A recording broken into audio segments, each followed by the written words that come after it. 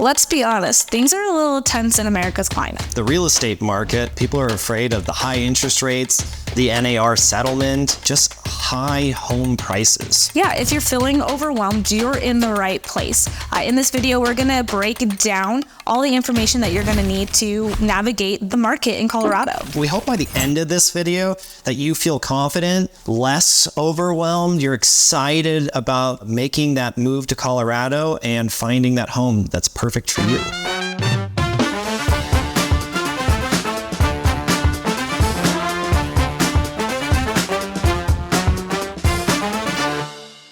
Welcome back, everyone. We are your Alpine Peaks team. We are a real estate team in Colorado. We're also natives and experts in the area. In this video, we're going to be talking about 4 big things that are going to be affecting your journey into buying a home in the Colorado market. Yeah, and we hope you stay tuned to the end of this video because we're going to give a lot of information that helps you navigate the home buying process here in Colorado. So let's jump on into the steps you need to take to prepare yourself to move to Colorado. First step, get pre-qualified, please. If you don't know what that means speak with a lender and see what you are able to afford before you start looking at homes, because it's the worst thing in the world to look at those beautiful multi-million-dollar homes and realize your budget's $300,000. So please go get pre-qualified, and then we will then help you find that perfect home. Yeah, the second one is going to be knowing your neighborhood. So making sure that you are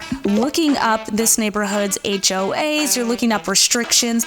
You're also looking and doing your research of your commute with that as well. So whether you're looking for your lifestyle or even for work, making sure that you know your neighborhood that you are interested in, that's going to fit your budget. Yeah, and what we really also want to point out there is do a recon trip. If you are from out of state or you're just moving to a different part of town that you've never been in, go drive it, because you might find a perfect house that you see online in this neighborhood, but you actually don't like the community. So it's really important to come out and do a trip before you go by, just so you understand exactly what's around you. What if there's no grocery store and you have to do a 25-minute drive just to go pick up groceries? That might make you super mad. So recon your neighborhood. And if there's a specific neighborhood that you want to know more about, drop it in the comments. We'd love to make a video for you talking all about the ins and outs of that neighborhood. Number 3, the third step is know your agent. And what Shayla and I mean by that is go actually meet with these agents and see if it's a compatible relationship, because in real estate, it really does come down to trust, transparency, and honesty. So if you're not comfortable with somebody who's going to be handling your finances, making the biggest financial decision of your life, that might not be the most symbiotic relationship that you want to be a part of. So really go and meet your agent, because there's a lot that goes into a real estate deal that is on the backside that you don't actually really hear about or know about. There's a lot that agents do for you to protect your rights. So find a good agent. So give us a call if you have any specific questions. We would love to help answer those or point you guys in the right directions. All right, so step number 4 to buying a home, especially here in Colorado, is really understand what your needs of a house are and what your wants of a house are. Those are drastically different. You might need 2 bedrooms and 2 bathrooms, but you want 3 bedrooms and 2 bathrooms.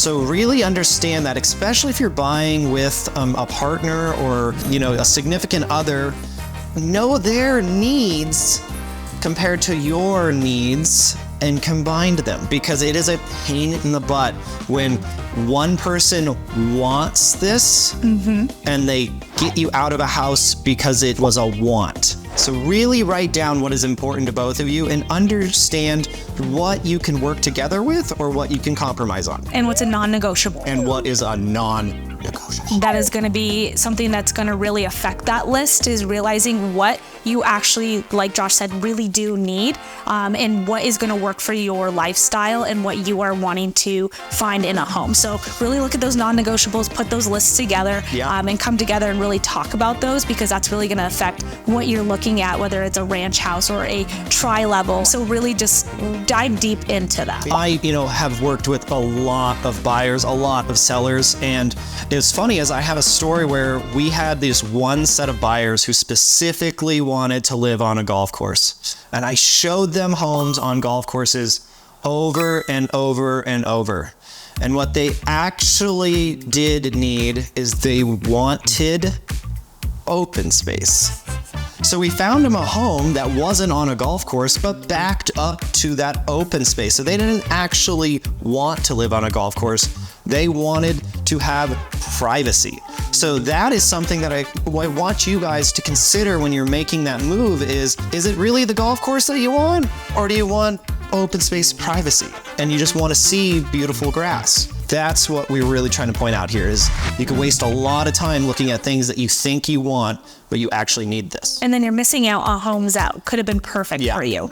Because things do move quickly in the Colorado market. Even though it has kind of slowed down in the past couple of months, things are still going off the market. Going along with that is, again, really looking at your lifestyle and looking at the commute that you are going to have to do for work and for pleasure. So if you are someone who skis, someone who snowboards, who wants to go to the mountains every weekend in the wintertime, you're not going to want to, go to Aurora and buy a house unless you're willing to do that travel time. So really looking at that lifestyle and what your neighborhood offers and where it is close to what you're wanting to do outside of your 9-to-5. Now let's talk about understanding your monthly payments. People are nervous with high interest rates, but lenders have a ton of programs out there to help get those interest rates down. We have options as what they're called 3-2-1 buy downs or a 2-1 buy down. What those kind of look like is the seller will give you a seller's concession. So part of the proceeds that come out of sale of their house will help buy down your interest rates for a temporary amount of time. So the 3-2-1, this kind of makes sense, is year 1, you're going to be 3 points less. Year 2, you're going to be 2 points less. Year 3, you're going to be 1 point less. And then by that 4th year, you'll actually be at that original interest rate that you were qualified for. These programs are set up to help you, have a lower monthly payment at the beginning, and in the hope that you can just refinance when interest rates go down.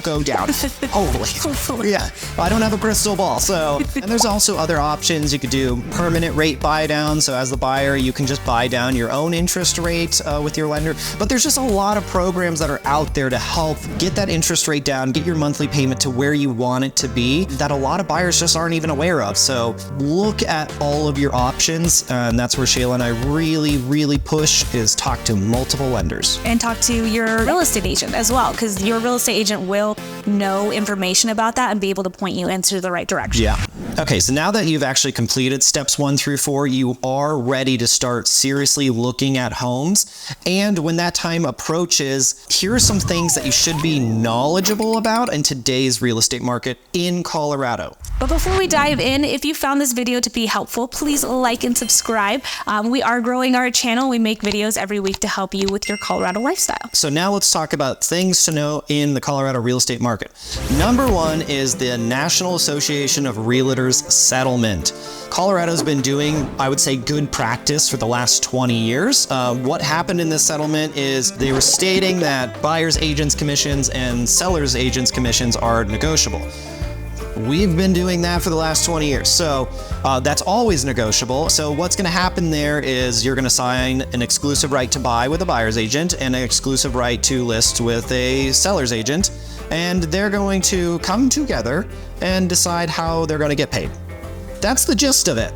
We've been doing it correctly for at least the last 20 years. So we've been practicing that this whole time. So Colorado, this isn't something new to us. So that's something you should be aware of is if the seller decides they do not want to pay a buyer's agent, the buyer, you might have to pay that cost to your agent. Really just have a good communication on how everyone is going to settle up at the end. So that is just something you should be aware of when you're coming out to Colorado. And the next thing is some of the houses are selling relatively fast. We like to call these toothbrush houses because you could just move right in, put your toothbrush by the sink, and call it a day. So these houses are really revamped. They're upkept very nicely. These are the ones that are priced just right, and so they are selling a little quicker. So if your dream home has been kind of taken off the market, there are going to be other ones probably popping up within the next week or so. So being ready, being diligent with your searches is really going to help you find that perfect home and move and strike at the right time. If it's not a toothbrush house in the Denver metro area, these homes are sitting on average about 20 to 30 days. So you do, get some opportunity to look at the house, talk about it. But if it's one of those toothbrush houses, those things are going off in sometimes 2 days. So being diligent on your search and being ready to write an offer, it gives you a better chance and opportunity to actually get the house you're looking for. And finally, keeping an eye on the Colorado's market trends. So usually between March and April tend to be more expensive to buy going into those summer months, whereas September through November offer better deals but lower inventory. Yeah, and Colorado is funny. It's very school year oriented for homes. So if you're not getting your family into that semester, homes sit. If you can get your family over to, where your job moved you, the school district you wanted to be in, you might have to pay the price because our inventory really skyrockets April through July, and then it stagnates kind of the rest of the year. There's going to be another little surge in wintertime between December and February because they're trying to make that next school year. So it's just something you should really consider when you're moving out this way is when is the most opportune time for you to come out here? A lot of people don't like moving in the snow, but you might make a heck of a deal if you buy in November. So it's just things to think about. So we hope those 4 steps to help you prepare to come look at homes were helpful. And then we hope that these tips about how Colorado's market fluctuates, how it moves, we hope we gave you some at least educational points that you can put into your little piggy bank and you understand what is the right thing for you and your family to do when you're making your move out to Colorado. Yep. If you found this video helpful, again, please like and subscribe. And please give us a call or a text if you have any questions about moving to Colorado. Until next time. Bye.